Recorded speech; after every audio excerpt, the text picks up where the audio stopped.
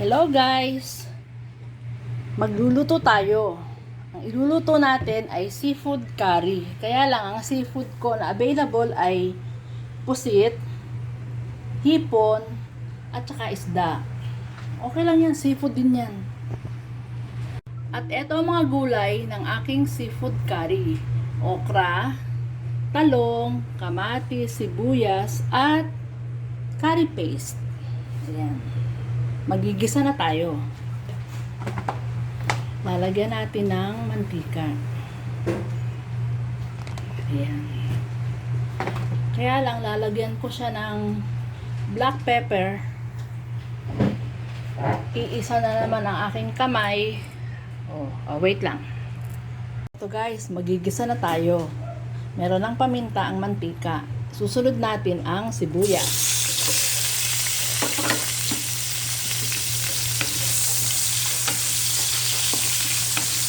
Nilakihan ko talaga ang hiwa ng sibuyas para makikita pa rin siya kahit maluto na. Ayan guys, nagisa na natin ang sibuyas. Isusunod natin ang kamatis.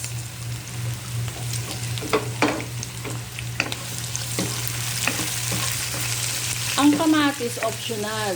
Merong hindi naglalagay ng kamatis, meron namang naglalagay ng kamatis. Pero naglagay ako ng kamatis kasi nag-a-add siya ng flavor sa curry.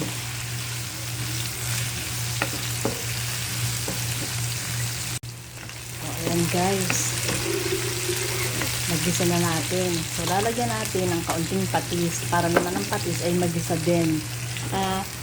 Helping hand please. Pakihawak naman ang aking yan. Ayan. Hirap nito. Dadalo ang kamay ko eh. Ayan. Thank you.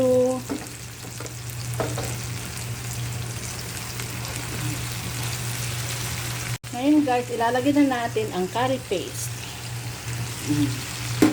Importante kasing magisa din ang curry paste.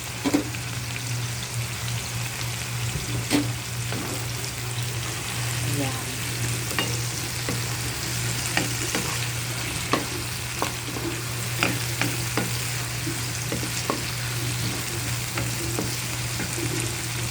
Guys, na-mix na natin ang curry paste. Ngayon, ilalagay na natin ang gulay natin. Ang talong. Maya-maya ng konti ang okra.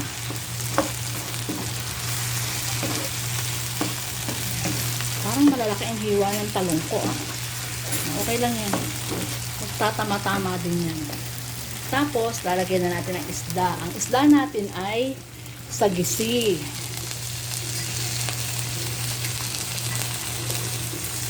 Yan.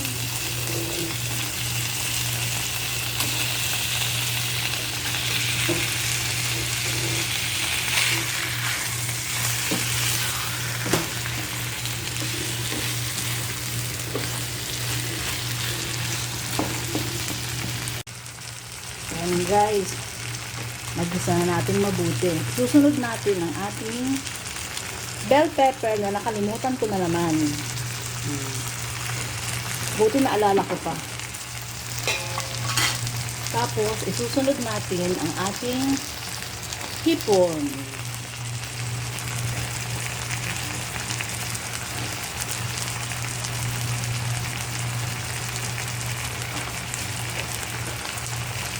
Tapos, ang ating pusit.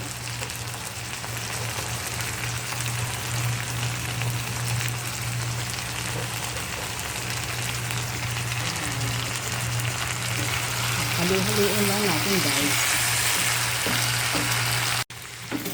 Lalagay na rin natin ang ating okra. Tapos, atin na siyang papakitan. Ayan. Yan, eto na guys. Nagsabaw na siya. Oh. Hindi naman kasi kailangan maraming sabaw. Konti lang. Nagsabaw na kasi ang kanyang seafoods. Ayan. Ayan na lang natin maluto yung gulay. And then that's it. Luto na yan. Konti na lang. Kakain na tayo. Ayan guys. Luto na siya. Okay. That's it. See you next time. Bye!